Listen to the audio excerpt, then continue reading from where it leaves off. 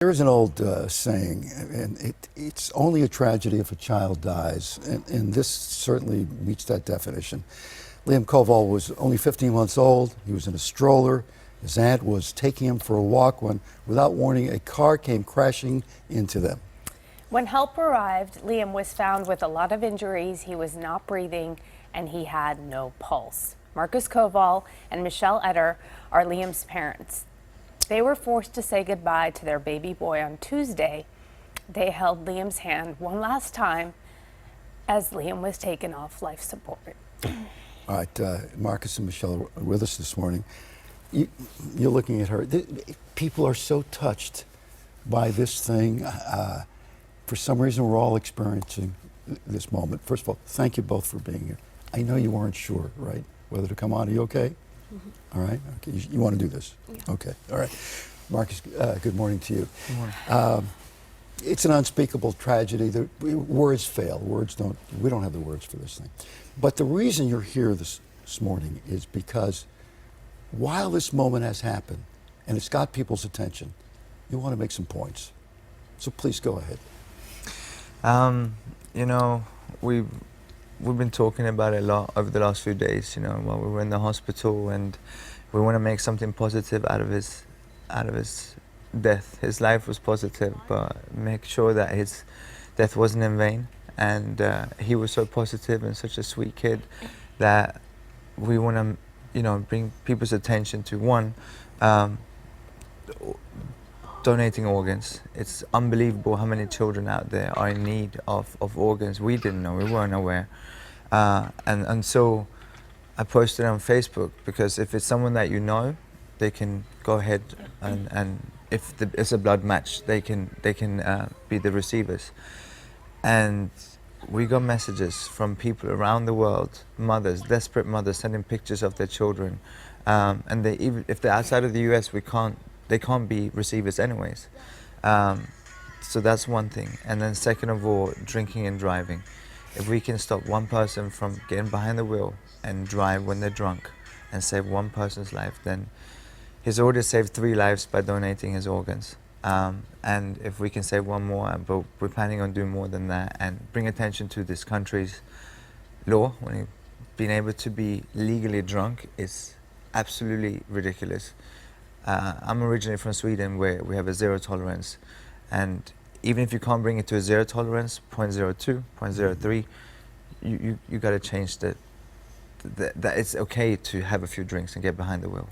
That is incredible news to hear that he has saved 3 lives already. And that, amidst all of the sadness, brings a smile to your face, because his memory lives on, and he's able to help other children. He lives on. He lives on through them. Mom, you're here with us this morning. Is there anything you want to say to the audience?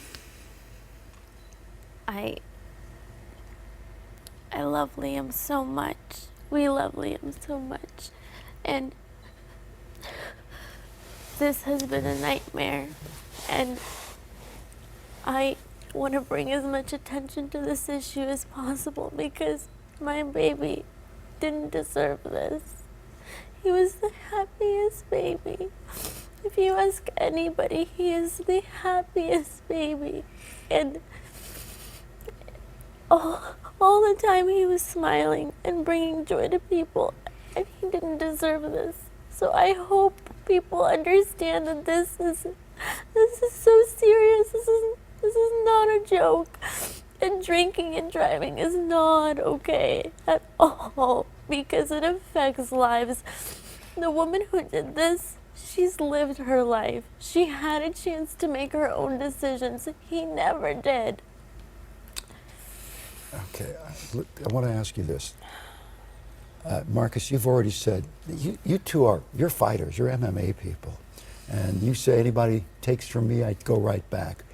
But you've forgiven the woman involved in this case, or you haven't? I haven't forgiven her, and I'll never forgive her. But I don't care about her. I don't care. You know, people are saying that she should get the death penalty, and she should, you know. I don't want her to ever have a chance to get behind the wheel of a car again. I wanted to spend the rest of her life behind bars because that's what she deserves. She's also very old, so She's you just- 72 years old, and you make the point that she's lived a life. She's had her life. But I'm surprised myself that I don't feel any rage. I don't feel any hatred. I honestly just don't care about her. But you are, right now, in the middle of your first reaction of grieving. You know, this will never go away in your lives. I mean, this will always be here with you. I feel as though right now you're just numb.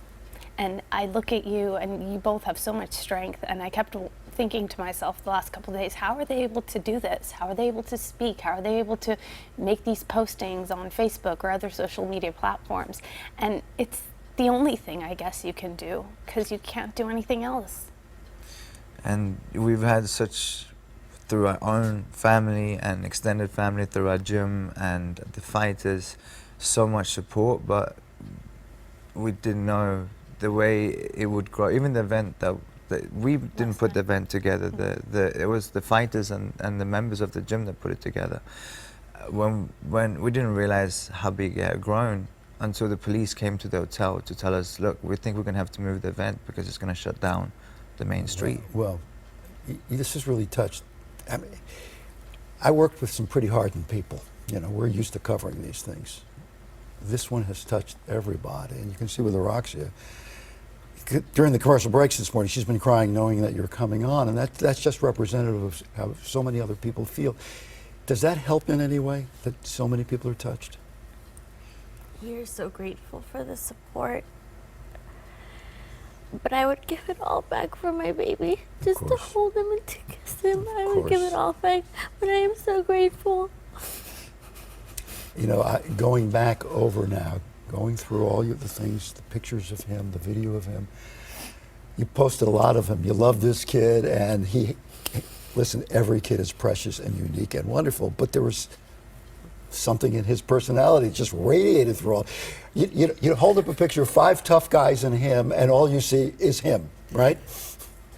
Yeah.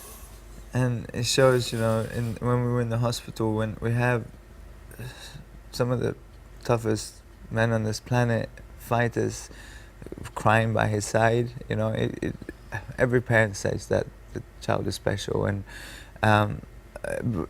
it was just the way he would light up a room when you come in, and they loved him, and it showed when he was lying in that bed.